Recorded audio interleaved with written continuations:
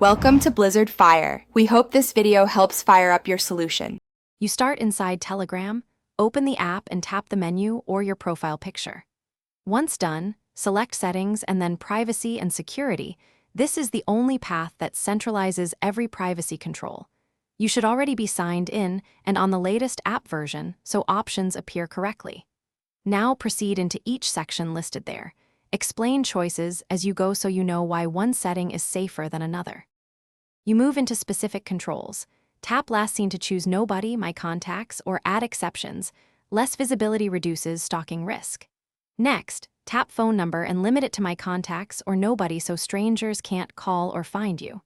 Then adjust Profile Photo and Forwarded Messages to prevent identity leaks. Also review calls, groups and bots for who can add or message you. These choices reduce spam and exposure, which is why each one matters. You finish by enabling two-step verification to protect the account itself, and then check active sessions to sign out unknown devices. This closes access holes. Review blocked users and reset contacts sync if contacts aren't applying correctly, and confirm who can save or forward your messages. If a specific privacy option is missing or behaves oddly, update the app, restart your device, and if still unresolved, reinstall. If problems persist, contact Telegram.